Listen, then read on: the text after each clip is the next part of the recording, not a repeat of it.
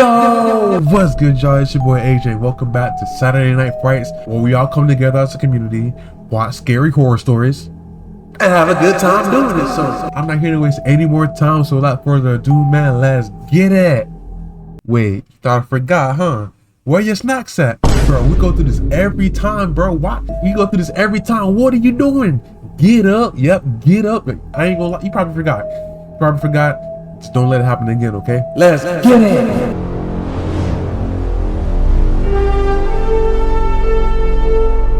All right, first so we got true gas station horror story. Yo, before I get started, bro, I think this is only me, but I feel like going to a gas station is really like, it's just really strange. Cause like, bro, I feel like when you put gas in your car, I feel like people are just watching your every move, man. I think that's just me. I don't know. I feel like everybody's watching. At least one person's watching me put gas in my car. Bro, I just get an unsettling feeling at gas stations, man. Don't get me started on gas station bathrooms, man. One night the last most filthiest summer, things ever. two of my friends, Sam and Jake, convinced me to sneak out with them and drink. We were all bored, just looking for something to do. We decided to go for a walk to a local gas station that was open 24 hours a day. The walk there was like pretty Wawa. uneventful. We talked about random topics and drank a couple of beers. Once we got to the gas station, Jake had to use the bathroom. When he was in the bathroom, there was a dirty, sketchy guy in there. Jake struck up a conversation with this guy. Why is this dude looking at him like that? Except when the guy... Bro, look, bro, off rip. What are you doing in the bathroom on your phone? You're not using the bathroom. You're not washing your hands. What are you doing? And what's on your face? Don't tell me somebody like, bro, were you rolling around in mud? Asked why he was out so late and if he was by himself. Don't worry about that. Jake brushed it off as the guy was just trying to tell him to stay safe. We Nah, bought some I didn't like that. snacks and we noticed the guy following us around while he was talking to someone on his phone. Yeah, talking to somebody. We left soon after, and on the way back, we sat on the side of the road and talked for a while as we drank some more. It was pitch black by now because there are no street lights in the area. We saw a car coming down the road, which was no big deal. We sneak out pretty often and we've never had any real problems. Oh. Cars usually just drive by. This Why that scared me a time little was bit? different. What The the car heck? spun around in the Bro, road. how did he do that in that small road? Let's take another look. Look at this. Look at this. This time was different. You see how smooth that, bro? That was the The smoothest. car spun around in the road Smoothest spin I ever and seen. pulled up right next to us on the street, and two guys got out. Two guys? We ditched the beers, got up, and sprinted down the street. Jake and I hid behind an RV, while Sam hopped a fence.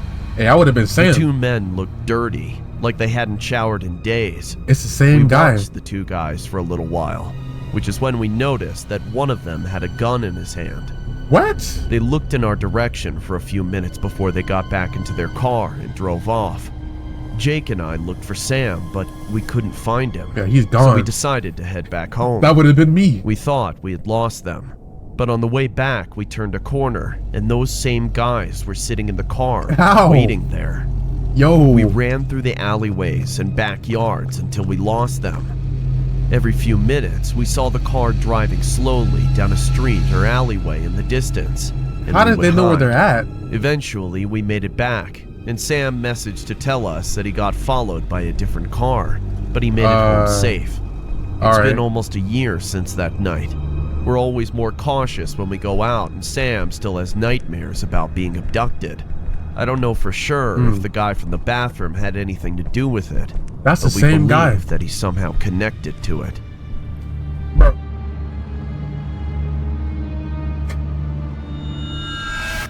It's always at gas stations, man. Disturbing true Tinder date horror stories, man. This happened when I ain't gonna lie, man. Back in the day when I was in high school, man, I was on Tinder, but only for fun though. Only for fun. I wanted to see what it was like. I didn't pay any subscriptions, no Tinder or nothing. So yeah. 17 Thought I'd years say old. that. It's been nearly 2 years since my girlfriend broke up with me, and I was very chewed up about it on the inside. I've called her several times, but it always went to voicemail. I've tried texting her on Messenger since, ironically, we were friends on Facebook, but still, not a single response. Don't want to do that. As the weeks went by, I became very devastated and was worried that I'd never find love again. My brother told me to just forget about my ex-girlfriend and that it was time for me to move on. Plenty of fish in the sea. He introduced me to this app called Tinder, which he said was great for online dating. That is not great. I was very familiar with online dating, but never actually done any of it because there was no way that I even felt like hooking up with some random person I met online. But I figured it couldn't hurt to try it out, so I decided to give it a shot. After I finished setting up my account and was done creating my profile, I just started randomly liking a few of the girls that I thought were pretty. I'm not picky, I just wanted to make sure that I found the right girl for me. A few weeks later, I've had already received my first match on Tinder.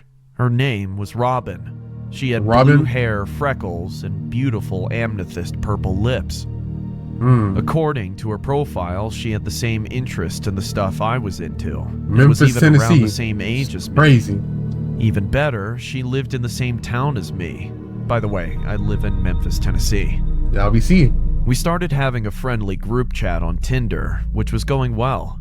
Her message said, "You may not know me, but we went to the same high school." I replied, really? "Are you sure?" She said, "Yeah, I was always the quiet one at the back of class." Oh. "Anyways, I think you're really cute. We should hang out sometime." I agreed and asked her to where she wanted to hang out, where to meet her, and what time I should be there. She said we'd hang out at her place and meet her at the park tomorrow night at around 9 p.m. I accepted. I got to the park that night at around 9 p.m. sharp. I didn't call her because I didn't want to sound too desperate. Some time passed and I finally decided to call her to no response. I also tried texting her to no avail as well. It was around 9:30 p.m. There was still no sign of her and I was beginning to grow impatient. I would have went home. I was home. starting to think that maybe she wasn't going to show up at all. I sighed and said, "I knew this was too good to be true. She's not even here yet. Screw it. I'm going home. You should have I been can't believe left. I came out here this late for nothing." Oh well, so much for online dating. I was about to start my walk home when suddenly I saw a black convertible pull up to my location. Who the heck are car you? stopped right in front of me, and the window rolled down, revealing a creepy-looking old man who was probably in his mid-30s. He gazed at me with a weird smile and asked, "You going somewhere, kid?" I responded, "Yeah, I'm just headed home." He asked me why I was out there this late. Don't worry about it. That I was supposed to meet someone. Why would you tell him It that? seemed like she wasn't going to show up. He said, "Oh, you must be waiting for my daughter." The man by the name of Jeff introduced himself to me as Robin's father and said that Robin has told him a lot about me. He told me that Robin couldn't meet me at the park because she remembered that was the night she had to go to a slumber party with her friends, and she forgot to cancel. Alright, now it's time to go home She now. wouldn't be home till 11 o'clock, and that's when I knew my night was a bust. Yeah, let's go home, He man. apologized and offered to give me a ride home. Nope. I Don't knew take it. it was going to take too long for me to walk, so Bro, I why? accepted. It Why? was going to be a long drive, but luckily I knew all the shortcuts to my house. I told him where I lived and how to get there as I got into the car. After a few minutes, I was feeling tired from being out so late, so I closed my eyes for just a few short seconds and dozed off. Bro. Not long afterward, I awoke. Feeling a little drowsy, I rubbed my eyes and realized that I was still in the car.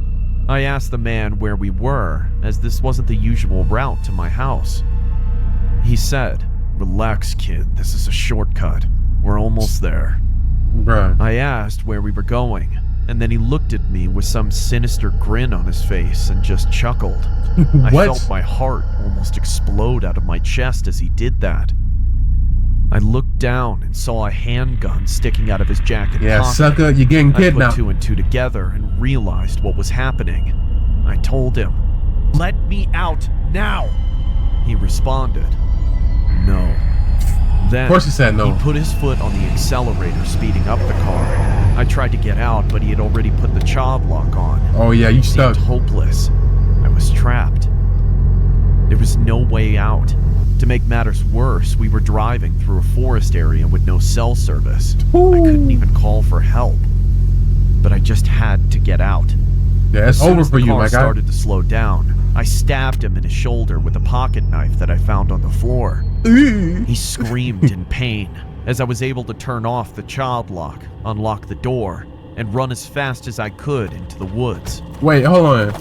How are you able to turn off the child lock? Don't you have to get out, open the door, and press a little lever that's inside the door to turn it? How did you do that? I don't know. This probably a different car I never heard of. While I don't know. Running, I could hear multiple gunshots being fired at me. Bro, he's a kid. What are you doing? Not a single one hit me.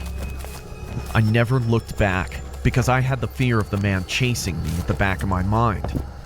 I dove behind a tree and hid under a bush. I heard the man yelling, "You can't hide from me! I will find you!" That dude is a lunatic. I covered my mouth with my hands and held my breath, trying not to make a sound. Everything was silent for a while, until I saw the man was looking for me with a flashlight. He flashed it past me multiple times. When I heard his footsteps going deeper into the woods, that's when I knew the coast was clear. I ran, using the flashlight on my phone to help navigate me through the dark and scary woods. In hindsight, I knew that was a stupid move considering the situation. You gotta do what you gotta do. I could hear the leaves crunching and the twigs snapping as I ran, which would also easily give away my position. When the crunching and snapping got louder, I looked behind me and my heart dropped when I saw that the man was chasing me. What? I ran as fast as I could with the man hot on my tail. He's still firing shooting every single last live round he had in his gun. But thankfully, the shots missed again. That dude got bad aim. For you to hide, he said. I thought I was going to die until I heard the man trip over something and I was able to get away unharmed. Bro, it's so clumsy. I kept running until I was out of the woods and back onto the road. Looking behind me then, he was nowhere to be seen, which means I lost him. I sighed in relief, and then I saw a red car driving down the road. I was able to wave it down and told the driver that I was kidnapped and almost killed by some crazy man in the woods. It took a lot of begging, but the driver finally gave me a ride to the police station. Hold on, that's a woman? And hold on. Hey, can you take me home real quick? Hey, I'm getting kidnapped, you know what I'm saying? But maybe if you take me home, I could take you inside my home and now let me stop. The cops everything. Unfortunately, I didn't get the man's tag number, but I gave the police a clear description. After the police had run a search, they told me that he didn't even have a daughter and that they've been trying to catch this guy for months. I had a feeling he didn't have a daughter. As it turns out, he's wanted in several countries for the kidnappings of multiple teenagers and young men. Dang. How I managed to escape him is a miracle. So the other ones didn't make it? Kindly gave me a ride home, and I didn't tell anyone what happened except my brother. The man was never found, nor was he ever caught, and they say he's still out there, even to this day. Probably went to another state. Most. What's even worse is that I stupidly gave him my address, so who knows if he might try to kidnap me again. Bro, why? Needless to say, my days of using Tinder weren't over after that. What, the really? whole incident just made me a lot more cautious from there on out. Oh man, I only used Tinder one time, and one time only. And yeah, that was like a long time ago. That was probably like 6-7 years ago. Man, I'm getting old. This was called the Playhouse. We live on several acres in rural Indiana, USA. Our neighbors aren't too far apart, but we all live on a lot of property. On our properties, we have a lot of trees, and our neighbor doesn't maintain their property well, so a lot of it's overgrown. You know, a couple of fallen trees and a lot of downed branches. We knew the state of their property was probably because it was an older couple that owned the house and the property was vast. We have a creek separating our homes as well, but a small strip of their property is accessible from our backyard. Yo, that's how I want my house. Overgrowth. When I build my house, this is exactly what I want my house to be. Like I want to have neighbors, but I want it to be like, you know, like separated, like this. I But feel a like I small should say strip that. of their property is accessible from our backyard. Due to the overgrowth and trees, we weren't able to see much of their property when we first moved in the summer. And of course, we didn't go onto their land because we didn't want to trespass. One night, my daughter and her friend were camping in the backyard and ran inside, swearing that they heard a kid laughing or crying in our backyard. I figured it was their imagination from too many scary stories while in the tent, but went out to investigate briefly just in case. I heard a faint noise coming from just beyond our property line. I moved the flashlight into the general direction and called out to whoever may be in the trees. The sound stopped. Oh. I decided it was probably just a couple of stray cats, but just in case, Cats? I had the girls set up the tent in the living room. Yeah. The next Camp day, out in the after living room. taking my daughter's friend home, curiosity got the best of me, and I decided to investigate the area by I ain't gonna lie, this angle right here, she look kind of cute. I ain't gonna lie. our property line. As I neared the line of trees, I saw a small path I had never noticed before. Since I knew my neighbors were too far and the trees were too thick, they couldn't see me on their property, so I stepped onto the small path. Why would you go over there? I walked slowly, looking down, watching for poison ivy and fallen branches. I wasn't too far in when I saw a dirty, broken kid's toy on the ground, Hey, don't wrapped touch in that. overgrown weeds. I looked up, and in the distance I saw a small, white shed-like structure.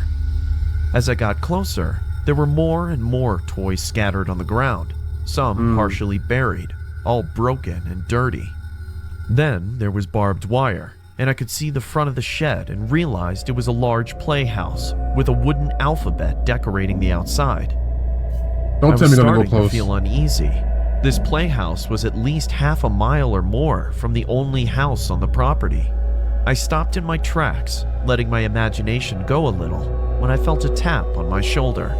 I must have jumped a foot off the ground, only to turn around and see that my daughter had followed me. Oh man. Once my heart slowed down, I decided to get a closer look. Why? There was more broken barbed wire Hey, you taking your fencing on daughter? the ground the closer we got. Come on. The window on the side was broken, and there was a hole in the roof.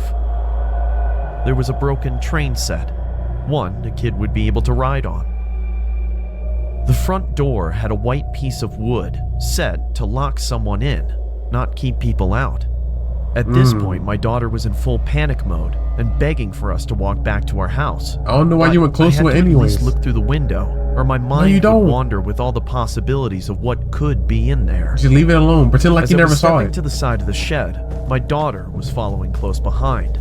In her fear, she was paying more attention to me than where she was stepping, and she cut her leg pretty deep on some barbed Ooh. wire that was hidden in overgrowth. I quickly glanced inside the Wow, that's a window, prison. only to see a partially dirt floor and broken wood, and a large wooden bench with a dark stain on top. Yeah, that's a prison. I picked up my daughter, who was determined her leg was going to fall off. We left the neighbor's property, and I took her to the doctor to get a tetanus shot and get her cleaned up. That night after dinner, I let the dog out, but couldn't get her to come back in. I let her stay outside for a while and checked again a little later. Our dog still wouldn't come in, and Why I look so noticed she was sad? standing by the path we took earlier. I grabbed a flashlight and her leash and headed out to her. She was pacing, whining, and sniffing around everywhere. I figured it was from the blood earlier, but she never ventured onto the path. Then, I heard the giggling of a little girl. I called out to the child, but there was no answer in return, just some rustling in the leaves. I ran inside with the dog to check on my daughter to make sure that she was still in the house.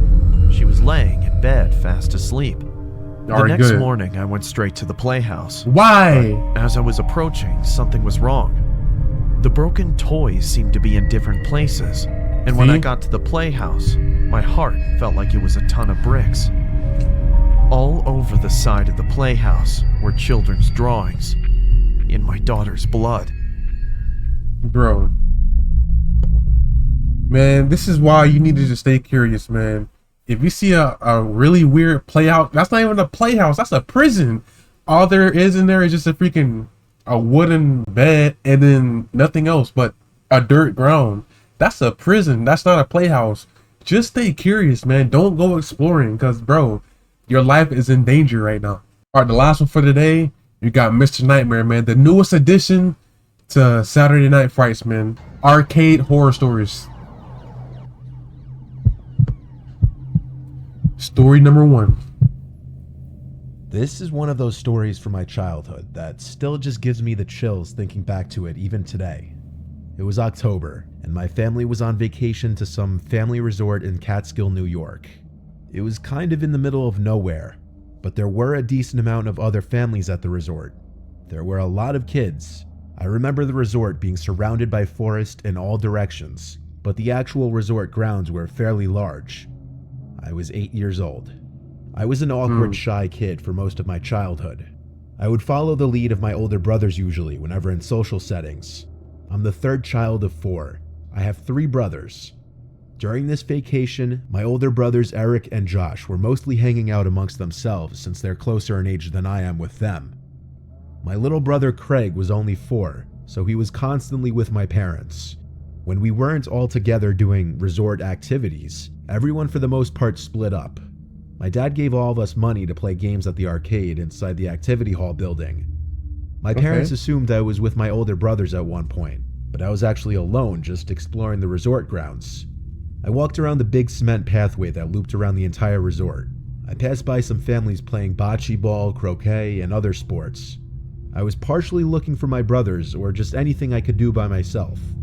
I started exploring the inside of the activity hall building, and I found the arcade my dad was telling us about.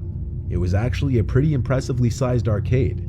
It had a bunch of pinball machines and all the standard classic arcade machines. At the time, most of the games were just a quarter to play. So I looked around the room for a game I wanted to play, and I noticed in one corner of the room this door with this really fogged up looking square glass window in the middle. It was like a special kind of glass that was hard to see through. I thought I could see something through the glass, so I walked a little closer to the door to look through it better, and I saw this humanoid figure standing there, staring through the window. I looked at it for like 15 seconds and it wouldn't move. I could barely see the face of it through the weird glass, but it kind of looked like a Halloween prop. It was Halloween season after all, and so that's what I assumed it was, a decoration meant to scare the kids. I walked away to find a game and ended up playing the Simpsons arcade game. The arcade machine was in the line of sight of that door though, and I couldn't help but keep looking over to it every few seconds, still seeing that blurred image of the figure on the other side of the door. If it was a decoration, it was doing its job and creeping me out. After I lost the game, I just had to go back over to the door and look through the glass again. You don't. This time putting my face basically right up to the glass. I saw the blurred face of the figure standing there. It was a man for sure. The neutral expression on the face suddenly changed to a smile, and I gasped in horror. It was a real person. I ran halfway out of the arcade, then stopped and turned around. The blurred figure on the other side of the door was gone. I slowly walked back to the door and opened it. Why? Brought into this dark hallway. This dude is doing everything wrong. Like, bro, I understand you're a kid, but bro, you see a scary man in the window of the door. You ran away because you're scared. You turn back, the shadow was gone. Then you go directly to the door again. This time, open it, bro. When I was a kid, I would never do this, man. Like if I was scared back then, I'm leaving it like that. I'm not going back. I just had this liminal, unexplainable feeling inside of it, and I was creeped out. I didn't see anyone in there, but it got so dark, mere feet away from the door, that for all I knew, there could have been someone hiding further down the hall. I went back through the arcade to where I came in from, and went straight back to our room and stayed there till my parents returned. I told them about it, and I'm sure they found it odd. That night, when we all had dinner together in the dining hall, something disturbing happened. Really? I noticed a man sitting alone at one of the nearby tables. He was facing me and looking at me. He had a plate of food in front of him, but I don't remember seeing him eating. When he saw me look back at him, he smiled. Immediately, I thought back to the man I saw on the other side of the door. Even through that blurry glass, I felt like the face and smile matched. I quietly told my parents about the man, scared, and they looked back at the man, which caused him to stop looking over. My dad told me to just not look in that man's direction. Pretty soon the man got up and left, and he took one last look at me before he did. I tried my best to look away and pretend not to notice. That was the last time I saw that man on our trip. I look Good. back on it and feel like he was most likely a predator. The way he just stood there still as a statue, watching me for so long. Ready to grab And somebody. that creepy smile. If I'm right, I hope no children ever fell victim to him. Yeah, because he was ready to grab somebody, staring off in the window like that. Plotting. I can't stand people like that. I once dealt with a very bad stalker situation as a male when I was 23. I had met this girl Alyssa who was 19. I actually slid in her DMs on Instagram and it went from there. Okay, I I was see surprised she answered me because she had a lot of followers. We hung out only a few times, but she seemed extremely clingy very quickly, which was a major turnoff for me. you. Yeah, I started unfortunately. hanging out with other girls, and as I would get new followers, Alyssa actually texted me angrily about it, as if we were dating. She got mad at me for allegedly ignoring her texts, yet my follower count was going up from new girls. It was pretty comical at first. I didn't really let it bother me. I started talking to this girl, Meg. As our second date, we decided to go to Dave & Buster's? Buster's. Yo, I gotta go I back. drank a little before we went, so when we got there, we already kind of had a buzz going. We were playing the Basketball Connect 4 game. Yo, I'm good at My that game, phone bro. kept going off in my pocket. After the timer on the game ended, I checked my phone, and I got 3 texts from a random number and a picture. The picture was of Meg and I in front of the basketball What? game. What? The text said, "No way, I'm at Dave & Buster's too." When I went to text back, I saw the text Bro, didn't come from this is completely off topic, but this Mario Kart game is goated, man. Like, bro, I never beat anybody in this game, man. I always lose, but it's still fun though. Like, I gotta get my rematch. from another iPhone, so it most likely meant it was sent from some kind of burner number app. I looked in the direction from where the picture was taken. My first assumption was that it was going to be Alyssa, but she wasn't there. It was just a few other groups of people playing different games. I replied, "Who is this?" But there was no response. Of course I not. showed Meg the text and picture, and she agreed it had to be a friend messing with me. We went across the place to a different game, and it happened again, a few minutes into playing this new game. I got a picture texted to me with both of our backs turned to the person taking the picture, and they were maybe like 50 feet away from us when it was taken. It looked blurry though, like it was zoomed in. This time they sent a text saying, "My favorite game. Can you beat my high score, LOL." What? I told Meg to wait there as I walked to the area where the picture was taken from. They're not gonna be I there. looked all around the immediate area, expecting to see Alyssa or honestly anyone I knew, but it was just a bunch of strangers. Some random lone guy playing some ticket jackpot game, this group of teenagers playing skee ball. It was a normal scene. I replied to the text again asking, "Who is this?" Then I texted a few of my close friends a screenshot of the pictures, of course asking if it were any of them first. They're not gonna say it's Believed them them. when they said it wasn't. It could have been anyone, but I did not see Alyssa in there. The person responded to my text, "Who do you think it is?" I said maybe we should go to Meg, and she agreed. We left the building and went to my car. I got a text from the number saying, "Why'd you leave?" I didn't respond. We went Good. to a nearby bar to continue our date, and after that, Meg actually came home with me. Meg Oh, and I yeah? were in my room when I got a text again. It was from the same number, another Don't text tell and me. picture. The text said, "What a lovely house, come outside." How The do you picture know was where of they're my at? house. Now this was a direct threat. This was not a joke anymore. I wasn't sure if whoever it was still outside my house or not, until I heard a window break from downstairs.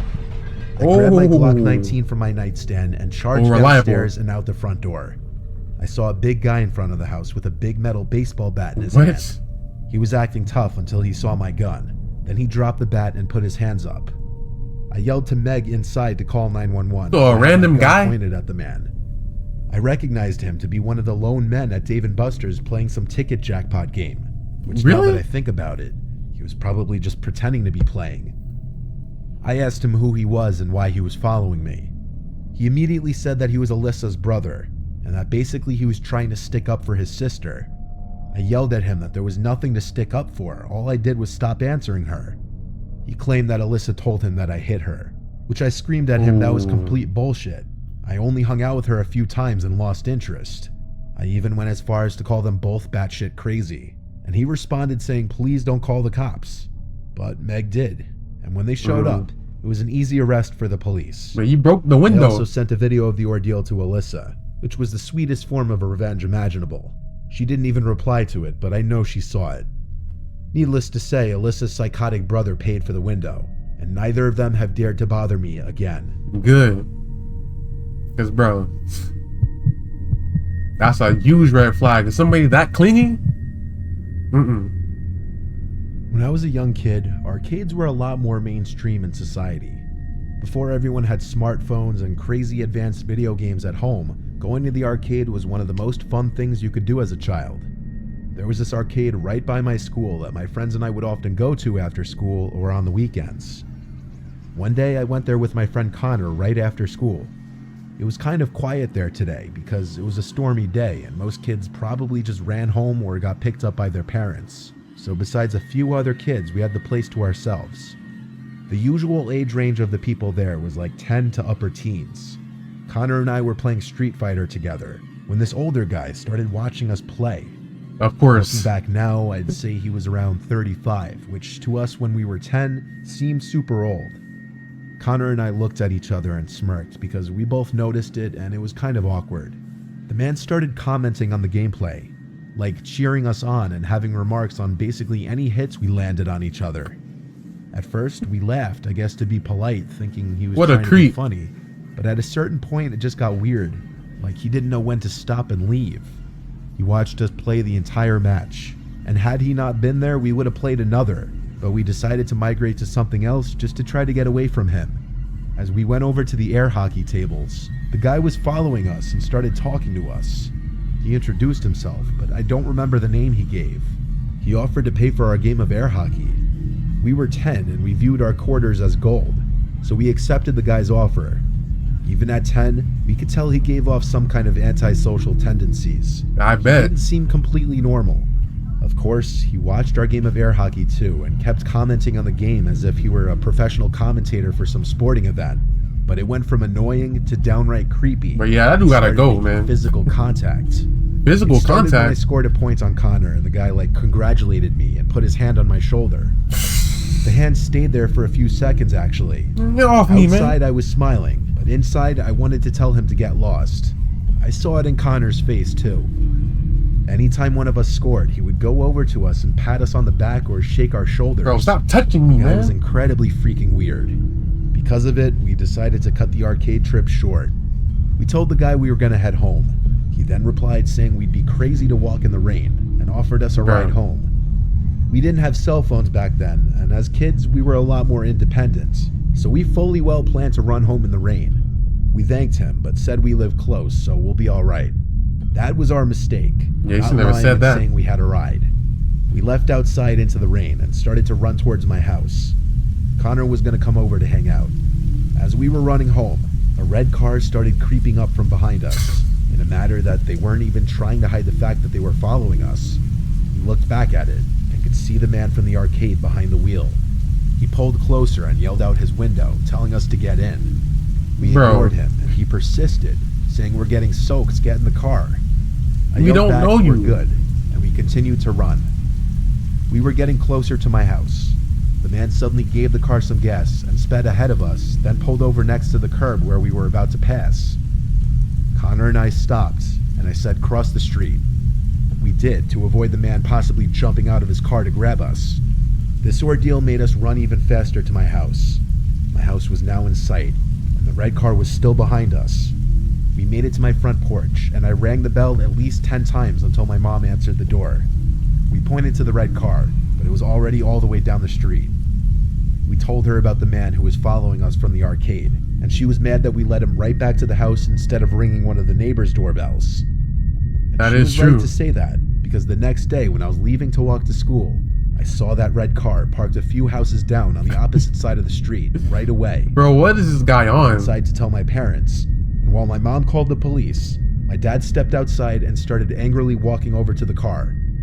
As my dad was halfway towards the car, it turned on and sped down the street to never be seen by us again. Good. I had to speak to the police a little bit to describe the man and what he did at the arcade during the walk home and afterwards. Sadly, my dad did not catch the license plate, but they did have the information on what kind of car it was. Still, I don't think they ever found that guy. He was clearly sick in the head. We were not allowed back at that arcade by our parents, and the arcade owner was alerted of that man. I mean, hey man, you gotta watch out, especially nowadays, bro. This was back in the day, but nowadays, bro, you gotta watch out, man, because bro, there's a lot of weirdos on this planet right now that I don't understand. What is your fascination with children, man? Like, bro, that is so sick, man. I can't stand people like that, bro. Like, bro, you're 30 something. Why are you going after somebody who's 10?